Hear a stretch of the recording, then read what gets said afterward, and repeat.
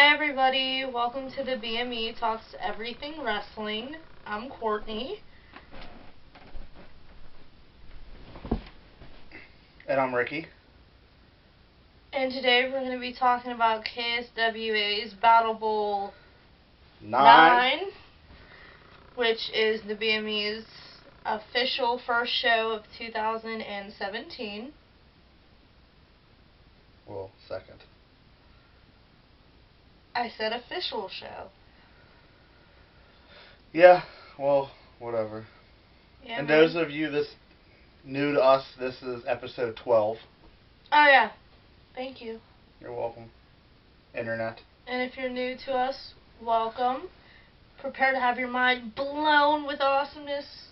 And welcome to the old timers that's been with us since day one. Glad to have you back. So do you want to take it off right here and talk about the first matchup? So the first matchup was a 6-man tag with the team of Party Gras, which is Lord Zoltan and Justin Sane, teaming up with Shane Starr to take on the VIPs of Sean Blanchard, Lou Martin, Garbage pants.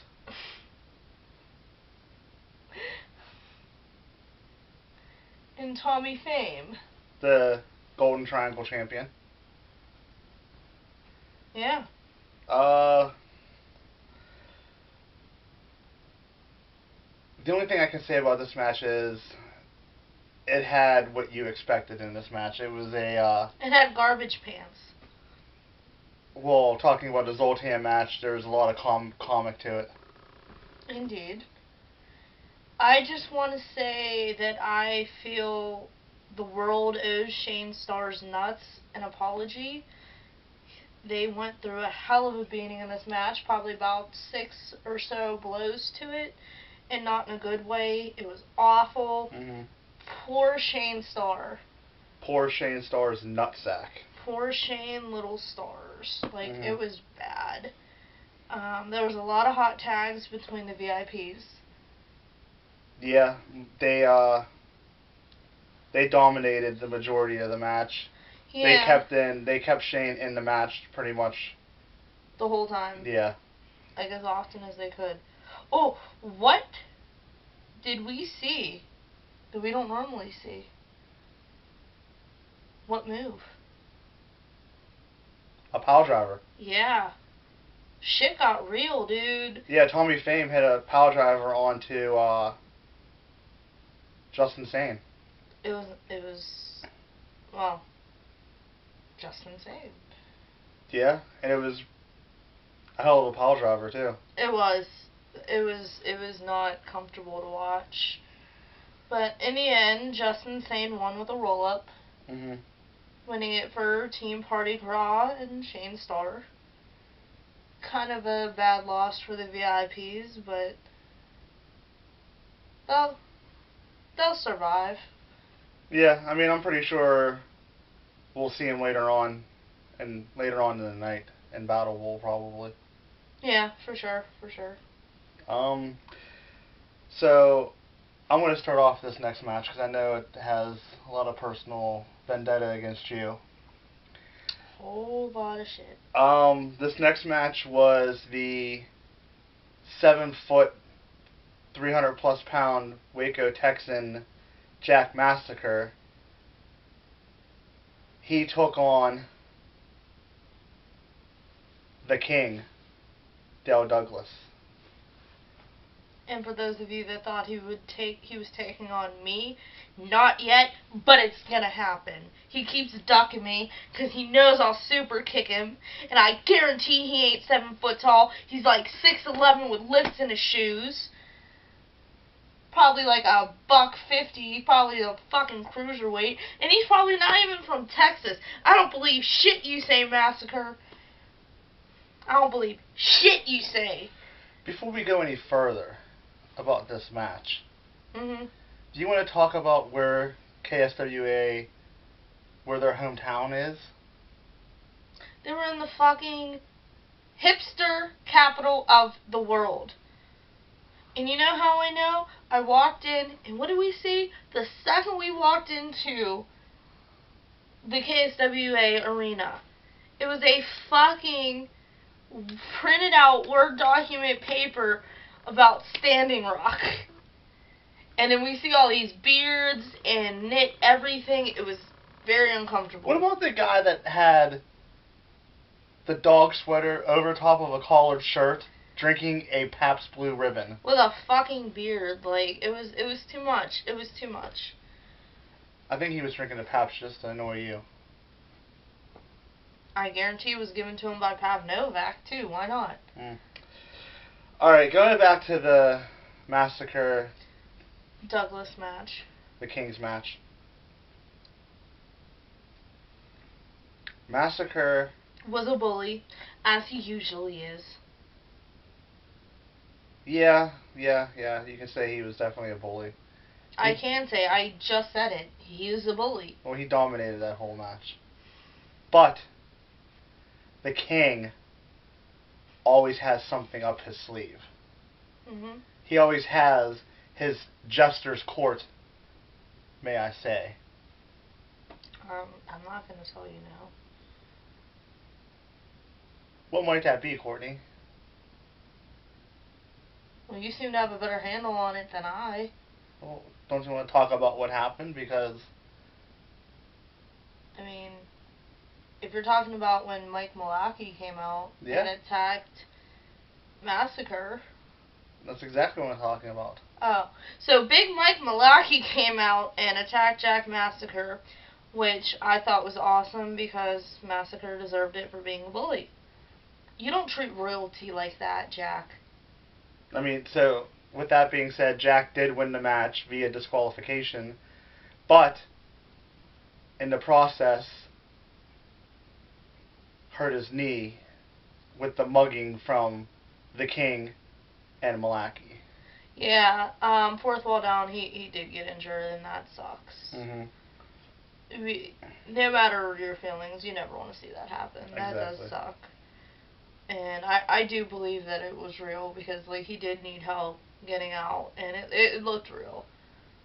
So, if it isn't, good job selling, I guess. Yeah. I mean, he did take a couple vicious chair shots to the knee. He did. It looked pretty bad. And then during intermission, he was seen sitting on the apron with his legs sprawled out. So, I hope that it's not anything too serious. Yeah.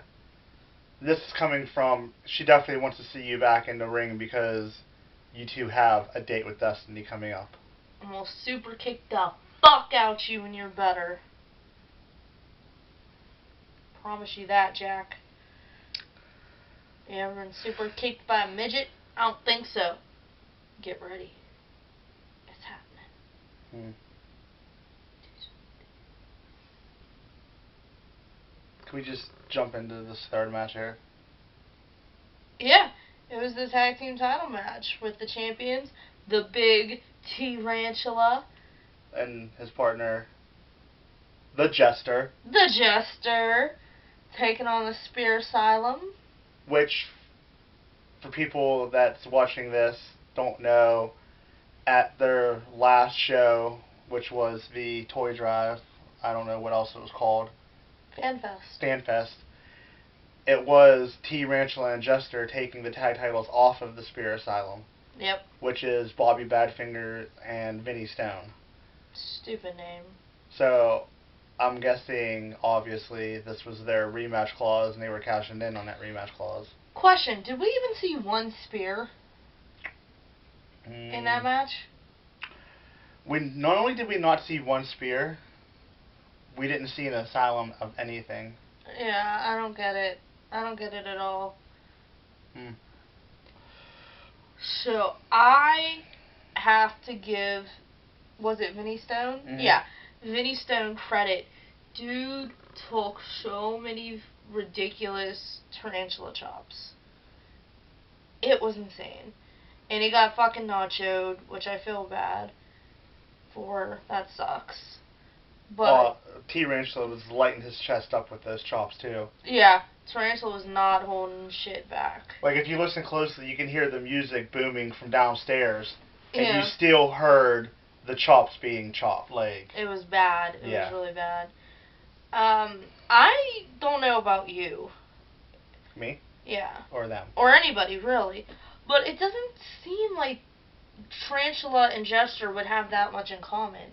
Or anything that their team would make sense. But it kind of does when they're in the ring together. Like, visually, there's nothing that would connect those two.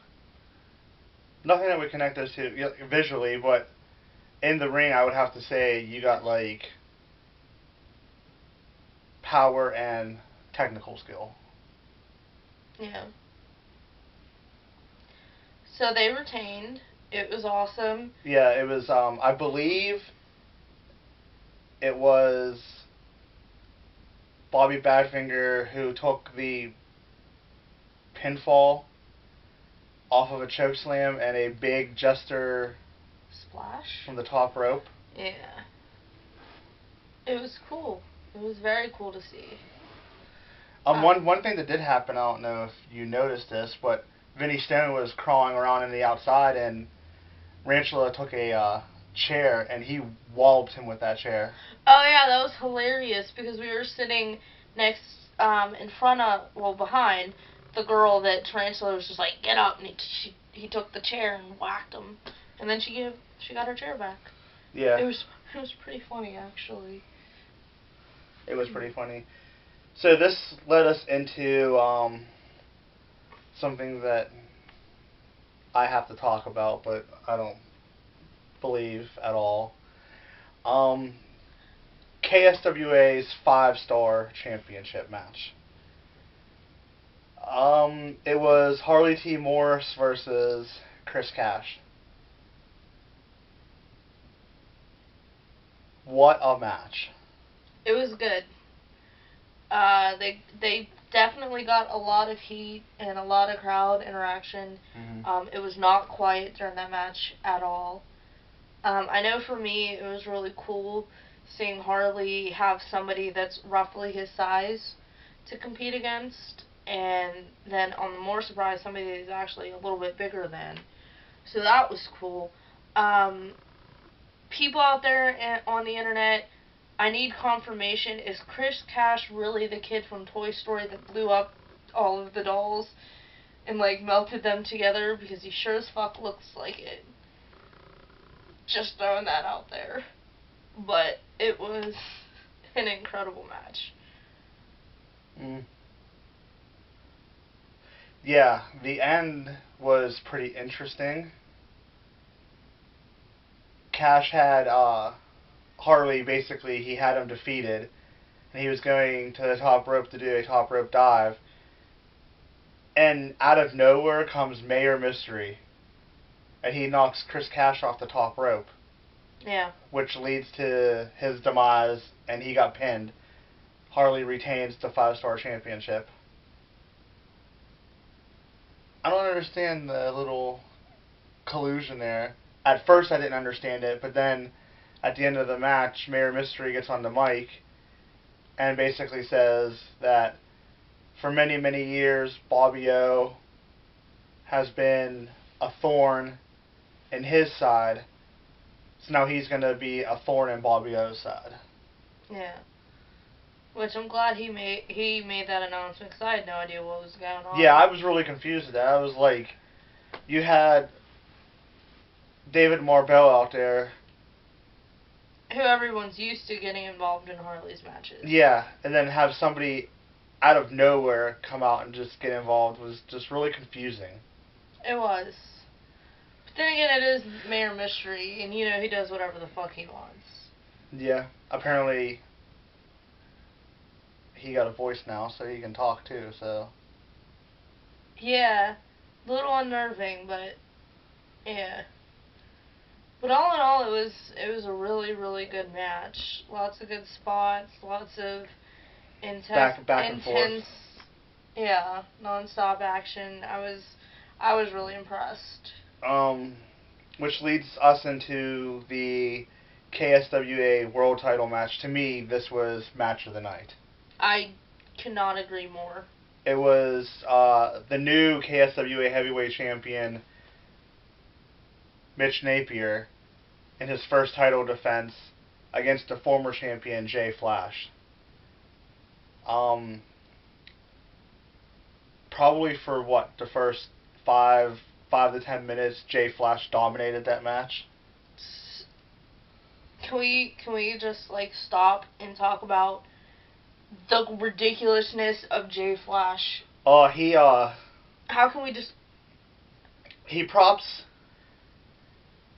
Napier up into the tree of woe. Yeah, but then he makes him hold on to the top ropes. Now he's just like elevated there, and Jay Flash climbs the top rope as well.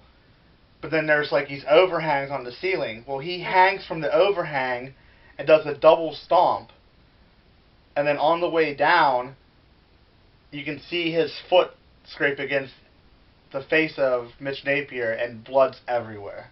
Yeah, it was one of the craziest spots I've ever seen. Jay Flash was legit just hanging from the scaffolding. It was intense. It brought out the first holy shit chant of 2017. Yeah, definitely well deserved. And then poor Mitch Napier had blood everywhere. Yeah, like it got all over his tights. Even on his ass of his tights. Like how it got down there, I have no idea. Dude, I have no fucking idea how. And props to referee David Fedor for not stopping that for blood loss. He just let him go. He's the worst. He's the worst. But yeah, like, and that happened within the first 5 minutes. So that pretty much tells you the level of ridiculousness that you were gonna get. And Jay Flash, who's I've always been a big fan of. I've always loved Jay Flash. Capitalized from that on. Like, he was throwing punches, he was throwing knees, he was throwing himself right at fucking Mitch Napier's face. Yeah. I mean, from that moment on. There was the one point in time where he whipped him into the corner, and he came charging from the other corner, hit him with a forearm, ran back, and then hit him with a like a drive-by boot type thing. And then a knee. Like a face wash, and then the knee. Yeah. Like 3 consecutive times, like non-stop. Jay Flash was not letting up, man. He wanted that belt back. It was insane. Do you want to talk about the finish? Because, I mean, was it just like a... Oh, no, he hit him with like a Falcon's Arrow type thing to pin him. Yeah. Which was really...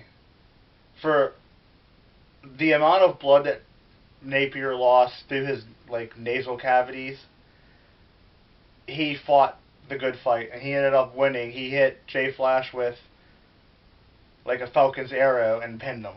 Yeah. And you have to step back and think, like, Napier had his nose busted. So you have to, and hard to see. Yeah, because it's going to swell up your eyes and everything. Yeah. And he was still perfectly aware of where he was in the ring. He was still able to keep composure. Like, I would have been like, I'm out. And it would have been even harder to breathe because the blood's not only coming from your nose, it's going into your mouth. Yeah. And that happened right at pretty close to the beginning of the match. Yeah, and he still fought for like, what, another 10, 15 minutes like yeah. that. So it was an intense competition, definitely worthy of the main event, even though technically it wasn't. Technically it wasn't the main event, but it should have been. And it's definitely a match worthy of a heavyweight championship.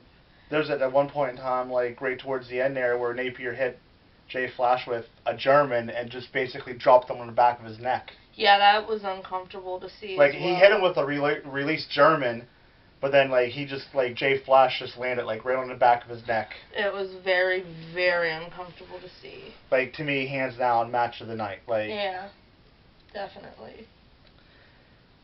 So this leads us into the main event of the evening. The big BattleBowl 9. So the rules to this Royal Rumble type style match is the first 2 participants come out every 90 seconds. A new one enters. When it gets down to the last 3, you're eliminated by going over the top rope, blah, blah, blah, all that bullshit. Both feet up to touch. The final 3 that's left in the ring is guaranteed a singles title shot. meaning if you're one of the final 3, then you get eliminated next, you get the Golden Triangle title shot. And if you're next eliminated, you get the 5-star title shot. And then, obviously, the winner gets the heavyweight title shot. Yeah. A lot of surprises. Lots and lots of shit went down in this match. Lots of shit went down. I'm just going to throw it out there. Smallest man in the BattleBowl. Sam Squatch? Maybe. Maybe. Held his own. I'm not going to give away a name or anything until we get into the details, but to me, one of the smallest men in that match held his own throughout the whole thing. Well, fuck it. Let's just jump right in. Let's talk about some of those surprise entrances. So we had the normal KSWA roster. You know, you had your LA Gold, Shane Starr, Chris Cash, Tarantula, Jack Massacre, Zoltan, Justin Sane, Joey Cuervo, Harley Morris. Yeah, that guy. David Marbell was actually in there. Yeah, which was a surprise, but hey, anybody gets a chance. Yeah. But there were a lot of debuts. Lots of really talented guys made their debut. Or a couple of returns. Oh, yeah, definitely a lot of returns. So, I'll tell you what, I'm going to tell my favorite, and then you can tell yours. So, my favorite was making his debut, the one, MV Young, who fucking was in there for so long and had his chest lit up by a tarantula, you know, those chops I was talking about earlier. Insane. He fucking Germaned Jester, and it was insane. Which was impressive. Oh my god, if you really watched him do it, like, not only was it an impressive technical German, kid lights up like fucking Christmas. Like, he lights up like a little kid in Christmas, just the joy he gets on his face of giving somebody a suplex. It was amazing. I guess I kind of gave him like a little initiation with all of the chops and then all of that other stuff. So it was very, very cool to see MV Young. He's one of my favorites. He was one of the final 6, was he not? Yeah, he did. He did incredibly well. Yeah. Pretty decent sized reaction too. I would say the crowd got behind him. Am I allowed to have 2 favorites? Or? You can have as many favorites as you like, sir. Okay, so one of my favorite surprise entrants that debuted was Gino Slice. The Metal Assassin. Huge pop. I'm sorry. No, go ahead. Sorry to interrupt you. No, go ahead. Gino got a huge pop. People were stoked to see him. And, if I'm not mistaken, he came in 4th or 5th. Pretty early. And he did awesome in that match, too. Oh my gosh, he was incredible. Another one of mine, it's not really a debut, it was a return, but it was kind of like a debut. A re-debut? Dennis Gregory. I don't know why I love Dennis Gregory. That man is just fantastic at everything he does. Well, that just killed my buzz. I'm sorry, Internet. Come on, you gotta... He was so fucking funny, dude. He kept rolling under the apron and sitting in the crowd just being a jag-off. And then he'd be like, hey, you remember that time I won BattleBowl? It was a great night. There was actually one point in time where he's sitting on the outside just bullshitting with some of the fans. Yeah. And it was when MV Young came out, and MV Young takes off his shirt and throws it outside, and the whole crowd starts chanting, throw it back, throw it back. Well, the one dude throws it back into the ring. Gregory slides underneath the bottom rope, grabs his shirt, and throws it back at him and says, don't you ever throw anything in this ring, you're not allowed to. You can't blame him. I thought it was really funny when Mayor Mystery came in. What did he say? Oh, yeah. Dennis Gregory's sitting on the ring apron, and Mayor Mystery comes in, and he just goes like this. He's like, Mayor, I voted for you. That was so good, dude. Like, he's just awesome. I love Dennis Gregory. I've always been a fan of Dennis Gregory. Always will be a fan of Dennis Gregory. That's all this guy. Any other surprises that you want to talk about? We saw the debut of Zach Hunter in KSWA. Yeah. Pretty decent debut. Solid. We saw Return of Jake Garrett. Yeah. First time in BattleBowl since 2003. Yeah. Return of Sam Squatch. Yeah. What was the Pittsburgh luchador? Yinzer? Oh yeah, the Yinzer. El Yinzer or something like that. Something like that, yeah. I got to see La Lucha. That was cool. Yeah, she marked out for La Lucha a little bit. I did mark out for La Lucha. There were a couple of pretty surprising eliminations.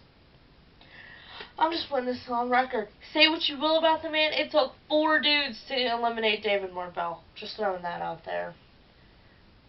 Dennis Gregory and who else? It was Dennis Gregory, Gino Slice. I was actually just going to say Gino,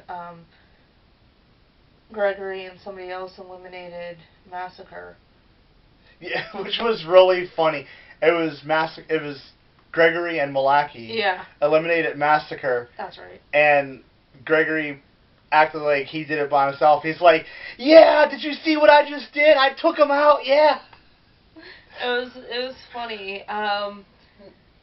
Massacre gets right in the ring, and then Gregory and Malaki like double teamed him and eliminated him. That was pretty cool. Give it up for Jack Massacre. You know, he, like we said earlier, he injured his leg or his knee or whatever it was. He managed to come back out there to do that BattleBowl. To me, he shouldn't have. But give that man his due right there. Yeah. I also apologize to Massacre's mom because we were sitting like right behind her, or right in front of her. Well, yeah, behind her, and I was screaming in her ear. My bad, Mama Massacre. My beef's not with you. So what I was talking about the smallest man in the BattleBowl was Chris Cash. He came in at number 4, and he made it all the way to the very end. He was the last one eliminated. Well, let's talk about the last 3. Okay. The final 3 in this match was Mike Malaki, or Malachi, or however you say his last name, Shane Starr, and Chris Cash. Yep. Which was a surprise because the 4th one, the final 4, Justin Sane was the part of the final 4. And then the final 5 had Dennis Gregory. So, and yeah. Yeah. Chris Cash, like, as small as he is, and the beating that man took for him to survive that long, as long as he did, was pretty impressive. Yeah, and you see him almost get eliminated a few times. There was that one time he literally skinned the cat. Yeah, it was crazy. Yeah.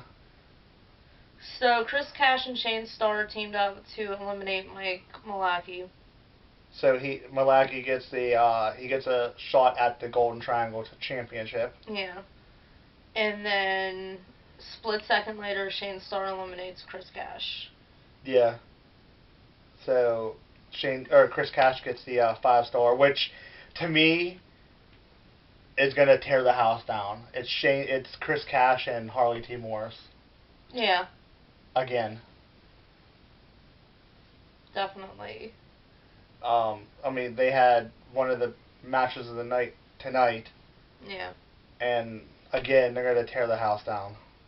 And then Shane Starr gets a heavyweight title shot against the best around. Mitch Napier.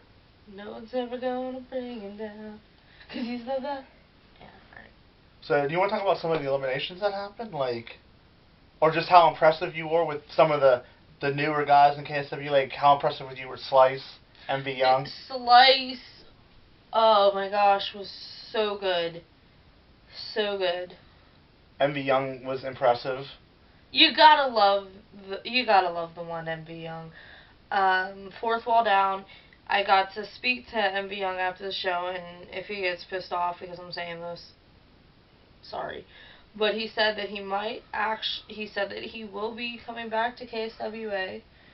Maybe not full time, but sporadically, so hopefully we'll get to see more MV Young. That'd be cool. That'd be real cool. Yeah. I actually miss seeing him in the ring. Yeah, it's the first time I got to see him in such a long time. Since PWX days. Yeah. And I do owe the Metal Assassin, Gino Slice, an apology. I'm sorry I didn't say hi to you.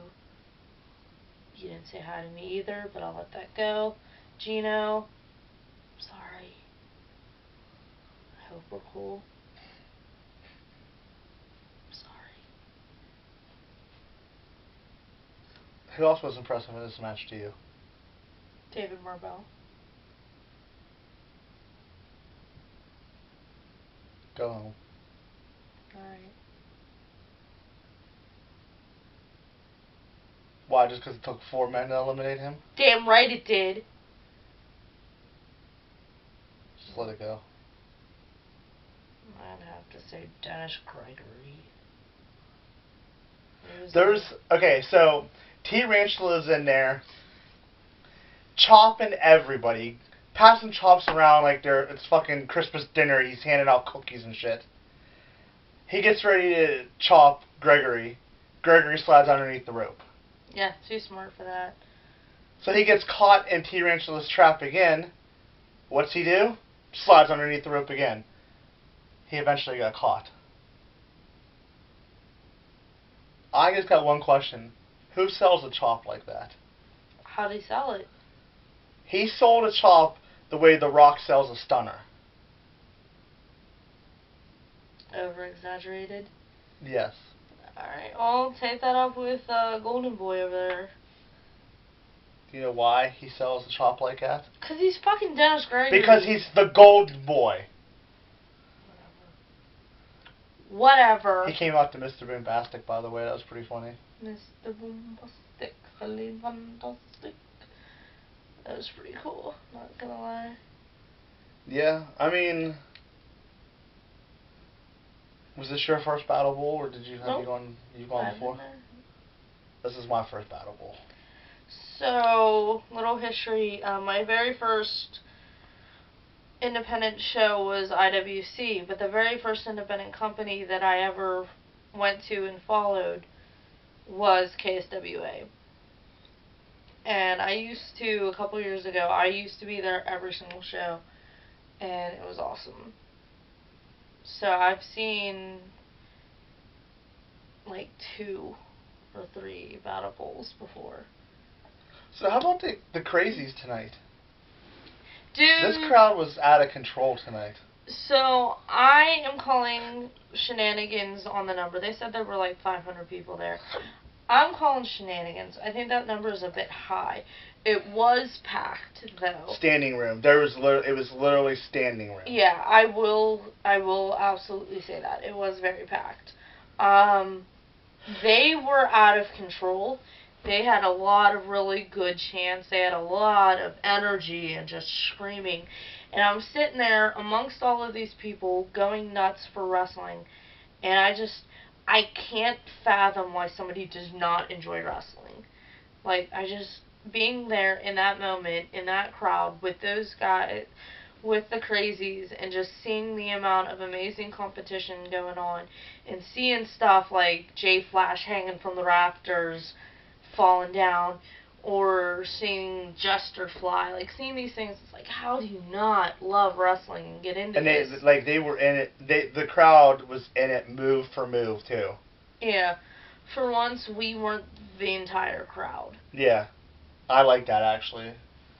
It was cool. It takes a little weight off our backs. I mean, we're still the loudest because that's just who we are, but it was good. And we did start a lot of their chants. Of course. That's what we do. Yeah. He's the worst. He's the worst. Garbage pants. Garbage pants. Yeah, it was fun. How about Mark out of the moment? Jay Flash for us when we did the He Has Till 5. I think Jay Flash's heel game's a bit strong. So we kept up with it though. Just in that moment, you can see that his heel game is very strong for marking out. So he has till 5. Yeah. And then Lou Martin, when we started the whole garbage pants, he looked right at us. He knows. Oh, and Jack Massacre looked right at me when he was doing he would back his opponent into the corner, and the referee would go, 1. He'd go, wait, did you say 1? And he looked right at me, and I chopped him, and he brought him to the other corner, and he would hold him, and the referee would go, 1, 2. Wait, did you say 2? Yeah. Psh, psh. He was looking at me the whole time, like, eyeing me up, like I won't super kick you. What? Just let it go. I will not. Damn it. I will prove that he is only like 6'10", 6'11". What are you going to take a shoe off? I will prove that he has lifts in his shoes. I will super kick him.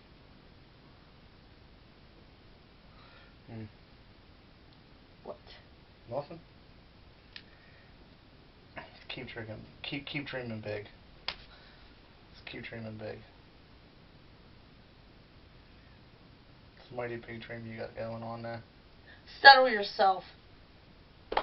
I'm as cool as a cucumber over here. You know what? You may not believe in me, but I believe in me. I'm gonna do it. I never said I didn't believe in you. I just said you have a pretty big dream. Anyway, so that was BattleBowl 9. I was definitely happy to return to KSWA. We don't get to normally do that often. Normally there's a conflict of interest with them always being on another show's date.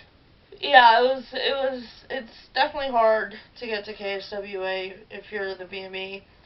So I'm glad we got to do that. Their next show is February 18th. Yeah. That's cool. Our next show is January 21st. Is that right? Mm-hmm. We're going to go to VWF.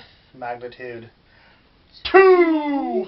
Hopefully we'll get to see the Messiah of the Wrestling Masses, Nick Mira, taking on the Son of Strong Style, James Dean. We'll see a lot of great matches there.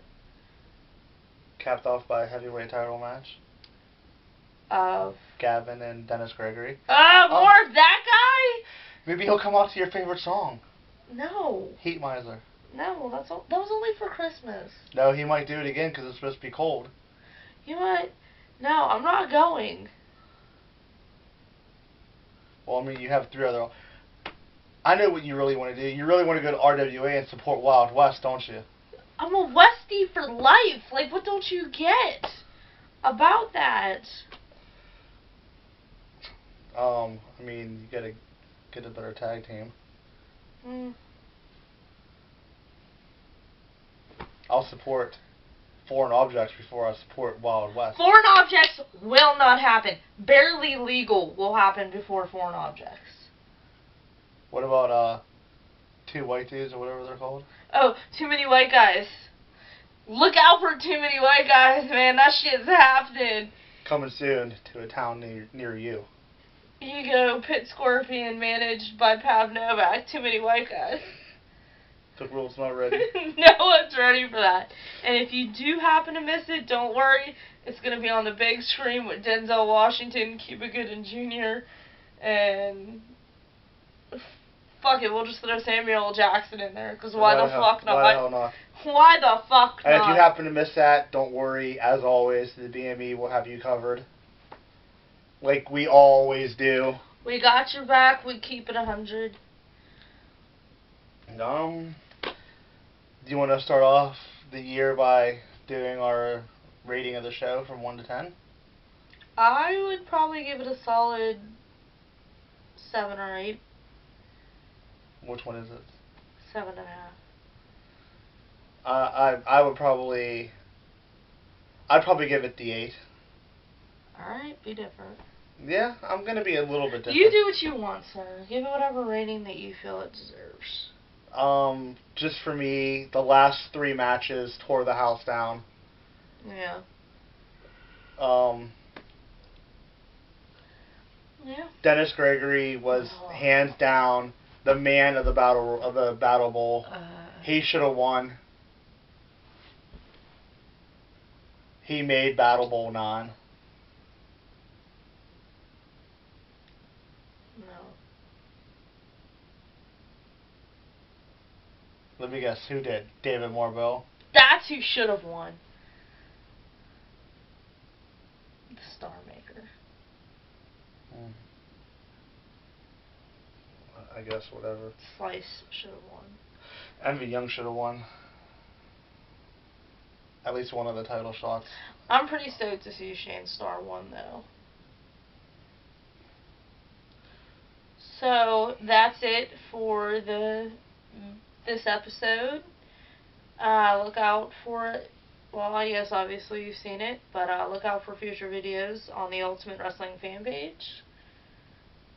Keeps you up to date with what the BME is doing. Yeah. Leave your comments and whatnot. We'll get back to you. Yeah, I mean, I like to see comments, like, whether you like what we talk about, you hate what we talk about. Just leave some kind of comment, would ya? Huh? Please? We know you have an opinion of it. We know this, okay? Don't be a couple haters. Be a couple haters. Have Yeah. some nuts. Have some huevoses. Tell us what you think. I mean, you can even go along the whole lines of saying that you missed, the third wheel of the BME. Eric James Pavlik. The real deal of No Chillville. We know Tony Slaughter misses the real deal of No Chillville. How you doing? The encyclopedia of social media. Yeah. So deal with it. Suck it easy. You're welcome, Internet. So I guess until next week, when we talk about VWF Magnitude 2, we're going to be saying goodbye. As I'm Ricky Hart. I'm Courtney Wood. And we'll just see you guys next week. Bye. Have a good night.